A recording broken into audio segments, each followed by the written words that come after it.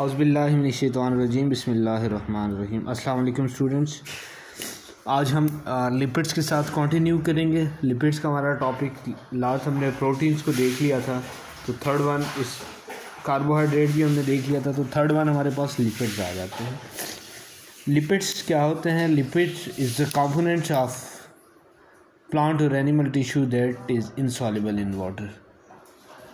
ये क्या होते हैं? प्लांट्स और एनिमल दोनों के कंपोनेंट्स हैं, ऐसे टिश्यूज़ हैं जो वाटर में डिज़ोल्व नहीं होते। When egg is but soluble in solvent of low polarity such as ether, hexane, benzene, carbon tetrachlorides। अब लिपिड्स के अंदर क्या क्या चीज़ें आती हैं? इसमें फैट्स आते हैं, ऑयल्स आते हैं, कोलेस्ट्रॉल आता है, सेक्स हार्मोन्स आते हैं, कंपोनेंट्स ऑफ सेल मेम्ब्रेन जिनको आप फॉस्फोलिपिड्स कहते हैं, विटामिन ए, डी, ई और के इसमें शामिल हैं। मैं रिपीट करता हूँ, लिपिड्स क्या होते हैं?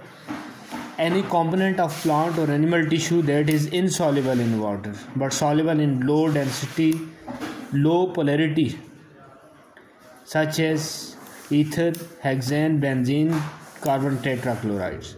इनकी टाइप्स आपने देख ली। उसके बाद हम देखेंगे फैटी एसिड्स को। फैटी एसिड्स क्या होते हैं?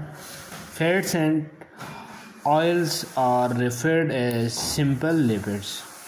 They are esters of fatty acid with trihydroxy alcohol glycerol. For this reason they are called as glycerol ester or glycerides. Fatty acids are long chains carboxylic acid हैं, they are building block of lipids हैं। Stearic acids जो आपके पास आता है C17H35 COOH is one such acid that occur in animal fat. Some common fatty acids are given in the tables. अब इसमें देख लें आप, कुछ फैटी एसिड्स हैं: butyric acid, cupric acid, palmitic acid, stearic acid, oleic acid. अब इनकी sources देखें। ब्यूटेरिक बटर के अंदर पाया जाता है, क्यूपोरिक एसिड जो है ये भी बटर में है, पाल्मेटिक एसिड पाम ऑयल में होता है, स्टेरिक एसिड बीफ फैट्स में होता है, और ओलिक एसिड जो है वो आपके पास ऑलिविन ऑयल में होता है। फार्मूला देख लें, CH3CH2 कंडेंस फॉर्म में इसको आप वो करेंगे तो CH3CH2CH2OH। इसी तरह से बाकियों के भी आपके पास आ रहे हैं। ओलिक एसिड का C3CH2 twice 7 CH double bond CH2 twice 7 COH। उसके बाद फैट्स और आपके पास ऑयल में डिफरेंस क्या होता है? What is difference between fats and oil? A lipid is called fat if it is solid at room temperature.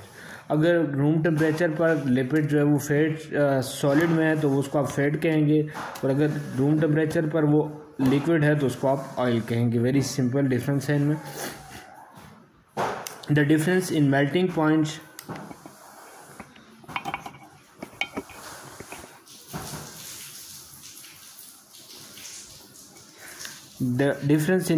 Point are due to the degree of unsaturation of constituent fatty acids.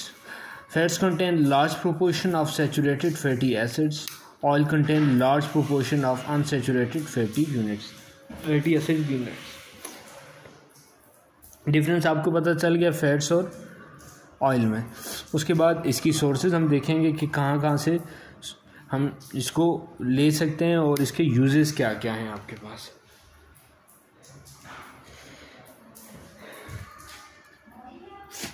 Animals and plants and marine organisms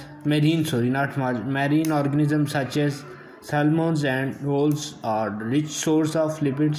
Milk is an important source of animal fat from which butter, ghee, cheese, etc. are obtained. Seeds of many plants such as sunflower, corn, cotton, groundnut, coconut, olivine, etc. are good source of vegetable oil. Cod liver oil is obtained from salmon and wasps. Some sources of lipids are shown in 13.3 figure, आप देख सकते हैं। Fats and oil have several important functions in living organism. क्या क्या important functions उसको हम देखते हैं। Butter, ghee and vegetable oil are used for cooking and frying of food, preparing bakery products and sweets. In mammals, layer of fat is present under the skin. This layer acts as thermal insulator. Fat protect delicate organs from shocks. A layer of fat around our heart, lungs protect these organs from injury. Lipid provides some vitamins such as A, D, and E, which are essential for health. These vitamins are insoluble in water and soluble in lipids.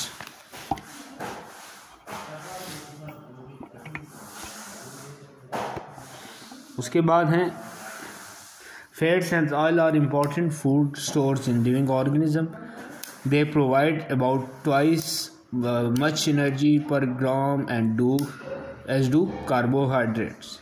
उसके बाद है vegetable oil are converted into vegetable ghee or margarine by catalytic hydrogenation. This is important one कि vegetable oil को आप और vegetable ghee को आप किस में कन्वर्ट कर सकते हैं, और वेजिटेबल ऑयल को वेजिटेबल घी में और मार्जराइन में किससे, कैटालिटिक हाइड्रोजनेशन से कन्वर्ट कर सकते हैं।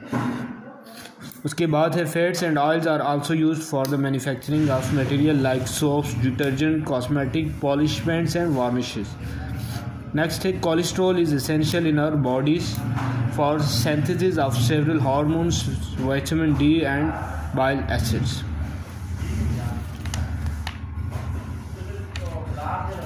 उसके बाद नेक्स्ट है आपके पास students nucleic acid. Nucleic acid आपके पास क्या होता है, this is very important one regarding your exam point of view and regarding biochemistry. Nucleic acid, more than 100 years ago a Swiss biochemist discovered a class of nitrogen containing compound in the nuclei of cell.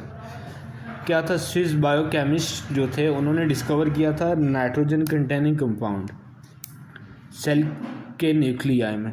These nitrogen compounds which were first obtained from the pus of infected wounds are called as nucleic acid.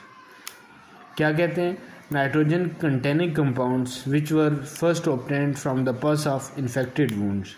Infected wound में से first time उनको obtain किया गया था, उनको आप nucleic acid कहते हैं।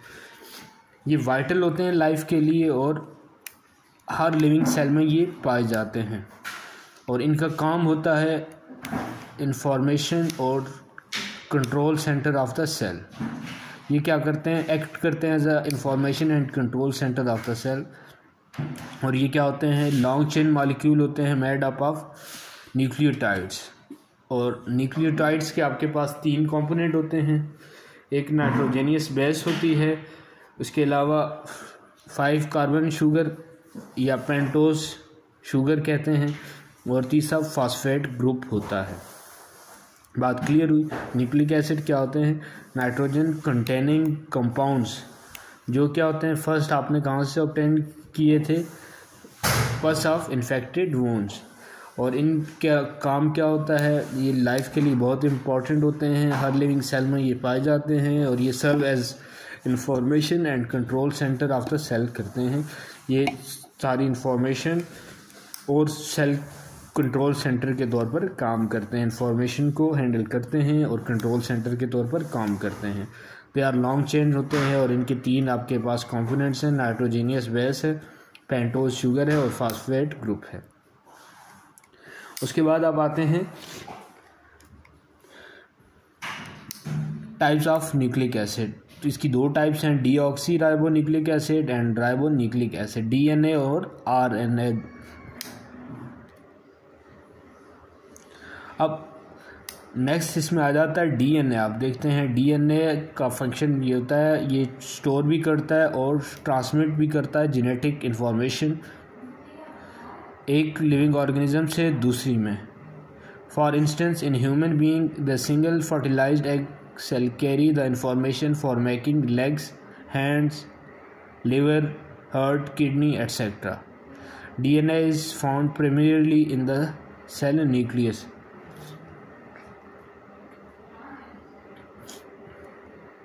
Structure of DNA was discovered by J. Watson and Francis Crick in 1953. They were awarded by 1962 Nobel Prize for this work. This discovery initiated the field of molecular biology. Cancer research involves and extensive studies of nucleic acid. DNA आपके पास genetic information store करता है जो कि आते हैं organism की buildup के लिए बहुत ज़रूरी होती हैं। ये क्या होता है, सिंगल फर्टिलाइज ह्यूमन बीइंग में सिंगल फर्टिलाइज एग कैरी क्या करता है इंफॉर्मेशन, और ये क्या बनाने में काम आता है, hand, head, liver, heart, kidney वगैरह। डिस्कवर किसने किया था? जे वॉटसन एंड फ्रांसिस क्रिक ने 1953 में, और इस काम की वजह से इनको नोबेल प्राइज़ दिया था 1962 में। अब देखते हैं हम डीऑक्सीराइबोन्यूक्लिक एसिड, इसका स्ट्रक्चर देखते हैं, इसकी वर्किंग देखते हैं। DNA जिसको आप कहते हैं deoxyribonucleic acid is in the form of 2 strand twisted around each other. ये 2 स्ट्रैंड्स हैं बच्चों, एक ये जा रहा है ये, और दूसरा ये, एक दूसरे के गिर्द क्या हुए हैं, ट्विस्ट हुए हैं स्पाइरल फॉर्मेशन में, जिसको डबल हेलिक्स कहते हैं।